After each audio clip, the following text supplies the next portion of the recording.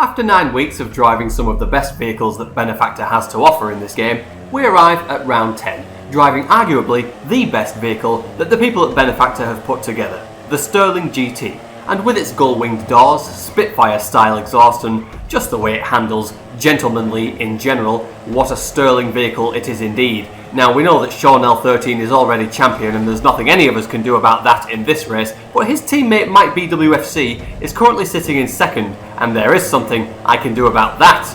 If I were to position highly in this race, and I'm talking like first or second, and he were to have somewhat of a nightmare, that being backmarker performance, second place in the overall driver's standings was an actual possibility for me in this race. So it wasn't just a support race, I was actually fighting for something.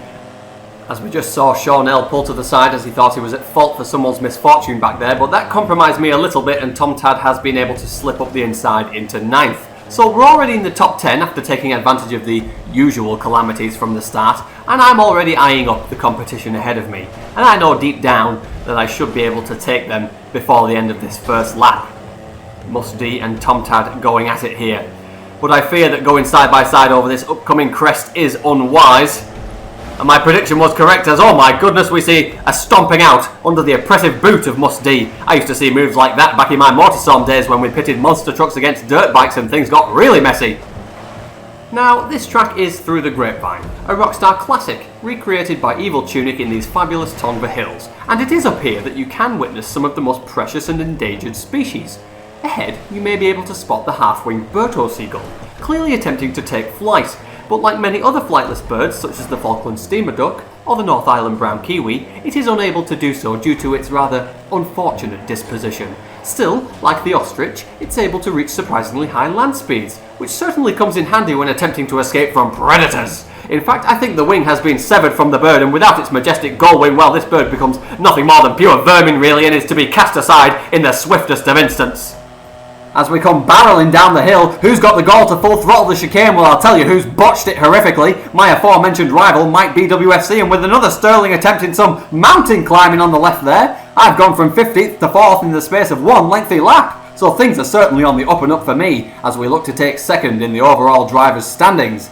Of course, this would be a much easier task if I could actually see where I was going. Now, I'm not saying that the starts of these races were so poorly organised that we managed to waste every hour of in-game daylight on aligning the grid, but the starts of these races were so poorly organised that we managed to waste every hour of in-game daylight on aligning the grid. I'll just leave these clips on screen for absolutely no reason at all. We may as well have renamed it Benefactor's Turn Up Your Brightness Championship, sponsored by shiny LCD screens and Specsavers. If I didn't need glasses before I went into this championship, I certainly do now. God knows how Need for Speed are getting away with it. In fact, the two races which featured the most amount of daylight, I just so happened to perform best in. With the exception of the mysterious round 4 Schwarzer race, of course, but we won't talk about that.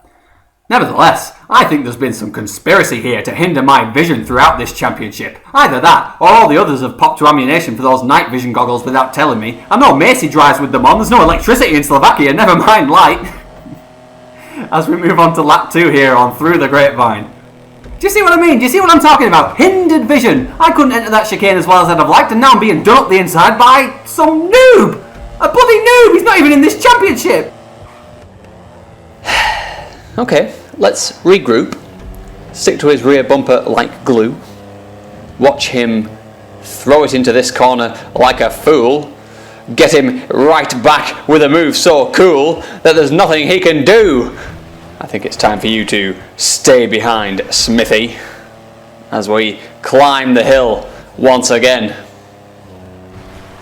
Now, following that lovely retaking of 4th, a plot twist presented itself as Ryan got caught out by the off-camber downhill left-hander and found himself in the wall. So, despite mine and Smithy's little tussle from earlier, he hadn't managed to create enough of a safety net to keep me behind. So now, not only did I have a very calm and collected, but secretly infuriated Geordie behind me, but I was also being chased by GTA's residential Wookiee. Just Google that one and you'll get it. However, This created somewhat of an opportunity for me, as the two arguably more talented drivers seemed more concerned about fighting it out between themselves rather than focusing on me. So if I just played my cards right and absorbed the pressure and continued putting in some balls to the walls, full throttle, first corner chicanes, maybe, just maybe, I'd be able to escape the pair of them and start thinking about podium positions, and maybe, just maybe, if Picano were to have some moment of directional retardation and, say, reverse his car along the road instead of driving it forwards, then we might start thinking about the possibility of coming second, which is where we would need to be if we're going to take Mike BWFC down a notch in the overall driver standings. So it has to be said, fortune finally seemed to be favouring me.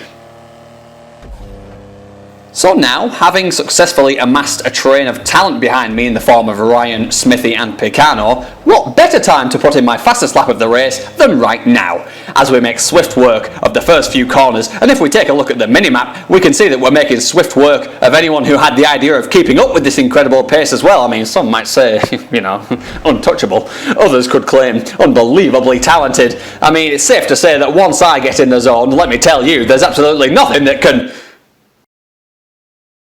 One of the things that I would say his strength is that I would consider myself fairly good at doing this as well, but one of the things definitely with Sirius is he's very good at absorbing pressure.